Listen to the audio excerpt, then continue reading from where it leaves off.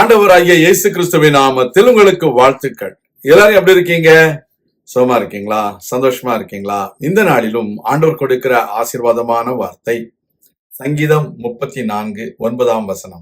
கர்த்தருடைய பரிசுத்தவான்களே, அவருக்கு பயந்திருங்கள், அவருக்கு பயந்தவர்களுக்கு குறைவில்லை. கர்த்தருடைய வார்த்தை சொல்கிறது, கர்த்தருடைய பரிசுத்தவான்களே, அவருக்கு பயந்திருங்கள். நாம் பரிசுத்தவான்கள் என்று நம்மை நாமே சொல்லிக் கொள்வோமேயானால் நம்மிடத்திலே கர்த்தருக்கு பயப்படுகிற பயம் வேண்டும்.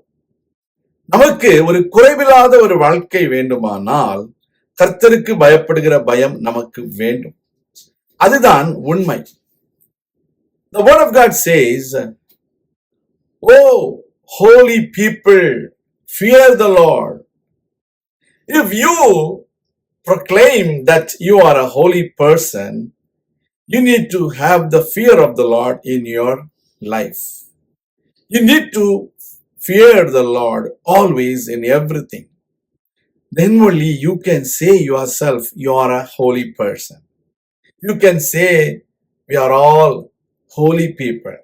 Also, the word of God says, the people, those who fear the Lord, will lack nothing.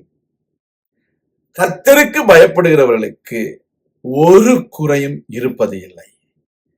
கர்த்தர் எல்லாவற்றையும் பார்த்து கொள்வார்.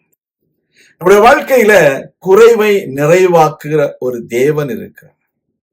நீங்க கர்த்தருக்கு பயப்படும் பொழுது அவர் நம்முடைய குறைவை நிறைவாக்குவார். கர்த்தர் எப்பொழுதுமே தன்னுடைய பிள்ளைகளுடைய வாழ்க்கையிலே கரிசனை உள்ளவராக இருக்கிறார். அவர் உங்களை விசாரிக்கிறவராக இருக்கிறார்.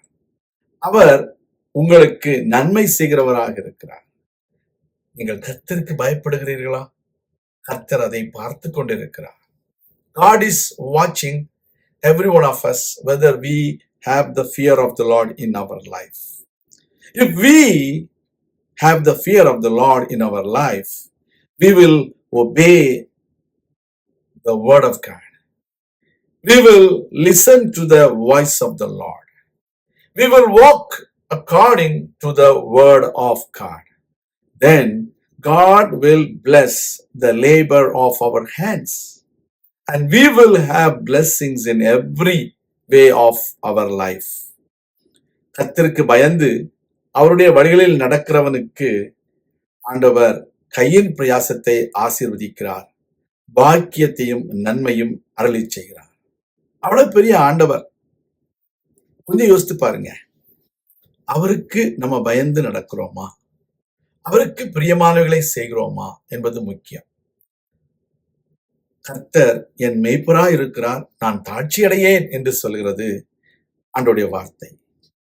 அப்படியா என்ன அர்த்தம்? கர்த்தர் நம்முடைய மேய்ப்பராக இருந்தால் அவருடைய கண்காணிப்பில நம்ம இருக்கிறோம், அவர் காட்டுகிற பாதையிலே நடக்கிறோம், அவர் நம்முடைய தேவைகளை சந்திக்கிறார். When the Lord is our shepherd, we shall lack nothing because he takes care of our need. He always leads us into green pastures so that we will lack nothing in our life. So we need to understand, we need to have the fear of the Lord so that we will have the fullness of blessings in our life.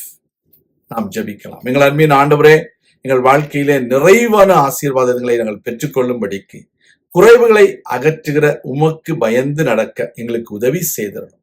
உம்முடைய பிள்ளைகளாக வாழ எங்களுக்கு கிருபை தாரும். இந்த வேளையிலும் இந்த வார்த்தையை கேட்கிற நம்முடைய பிள்ளைகளை ஆசீர்வதியும். குறைவில்லாமல் அவர்கள் வாழ உதவி செய்திடணும். குற்றங்கள் குறைவுகளை மன்னியும். இயேசு கிறிஸ்துவின் நாமத்தில் ஜெபிக்கிறோம் எங்கள் நல்ல பிதாவே, ஆமேன்.